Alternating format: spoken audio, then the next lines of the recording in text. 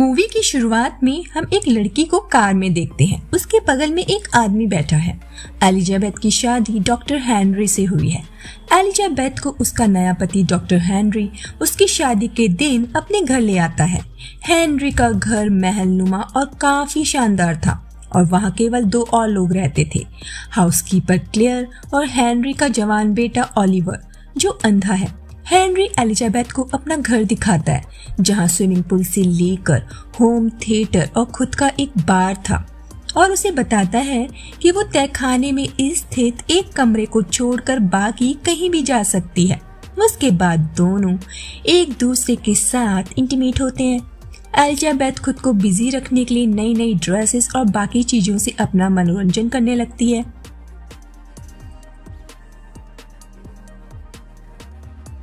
लेकिन हेनरी अपने काम में बहुत ज्यादा बिजी रहता था। हेनरी के हर दिन काम पर जाने के बाद एलिजाबेथ को उसके आलीशान घर में अकेले टाइम पास करना पड़ता था, लेकिन फिर वो इन सब चीजों से बोर होने लगती है। एक दिन जब क्लेयर और ओलिवर घर से बाहर जाते हैं और एलिजाबेथ घर पर अकेली होती है, वो उस तहखाने में जाती है जहाँ हेनरी ने उसको जाने से मना किया था। वहाँ उसे कई सारे फ्रीजर्स दिखते हैं और वो उन्हें खोलती है और उसे उसके अंदर खुद का एक क्लोन मिलता है। वो घबराकर कमरे से बाहर भागती है और दरवाजा खुला छोड़ देती है। वो काफी डरी हुई थी। वो पुलिस को फोन करने की कोशिश करती है लेकिन नेटवर्क नहीं होते।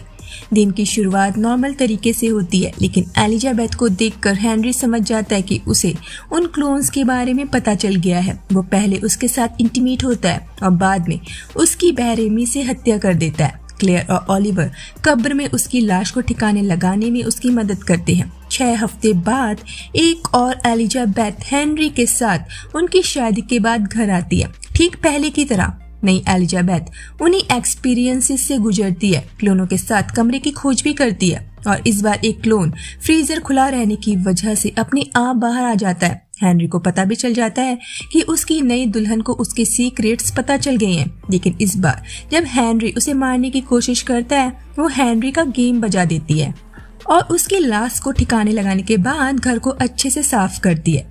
ओलिवर और क्लेयर को पता चलता है कि हेनरी मर चुका है। क्लेयर को दिल का दौरा पड़ जाता है और उसे हॉस्पिटल ले जाया जाता है। ओलिवर एलिजाबेथ को कैद कर लेता है और उसे क्लेयर की एक नोटबुक पढ़ने के लिए कहता है। वो उससे कहता है कि वो उसे तब तक नहीं छोड़ेगा जब तक वो उस नोटबुक को नहीं पढ़ती। नोटबुक से पता चलता है कि असली एलिजाबेथ जो हेनरी की पत्नी थी, एक भयानक बीमारी से मर गई थी। हेनरी इस सदमे को सहन नहीं कर पाया और उसने एलिजाबेथ के क्लोन को बनाने का फैसला किया और क्लोन को सही तरह से बनाने में मदद करने के लिए उसने क्लेयर जो कि एक जीव विज्ञानी है उसको काम पर रखा। स्टार्टिंग के एक्सपेरिमेंट्स फेल हो रहे थे और क्लोन्स अपने आप मर रहे थे। किसी को गजनी की प्रॉब्लम थी, किसी का हार्ट फेल हो जाता था, लेकिन फाइनली उनका एक्सपेरिमेंट सफल हुआ। नोटबुक से ये पता चलता है कि हेनरी और क्लेयर ने कुल 6 क्लोन बनाए हैं, जिसमें प्रेजेंट एलिजाबेथ भी शामिल है जो 5वीं एलिजाबेथ है।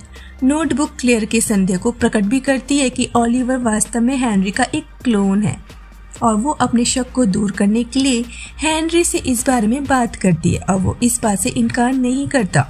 जब एलिजाबेथ ओलिवर को ये बताती है तो वो कहता है कि हेनरी ने उसे जलन की वजह से अंधा कर दिया था।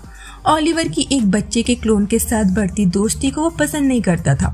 एलिजाबेथ ओलिवर को अपने साथ इंटीमेट होने का लालच देकर ओलिवर का ध्यान भटकाती है और मौका देखकर ओलिवर पर हमला कर देती है और भागने की कोशिश करती है, लेकिन अचानक 6वीं और अंतिम एलिजाबेथ क्लोन दिखाई देती है जो एक राइफल पकड़े हुए है। नए क्लोन को सिचुएशन समझ नहीं आती। नया क्लोन ओलिवर को गोली मारता है और वो मर जाता है। एलिजाबेथ भी नए क्लोन से गंभीर रूप से घायल हो जाती है, लेकिन मरने से पहले वो क्लोन को क्लेयर की नोटबुक पढ़ने के लिए कहती है।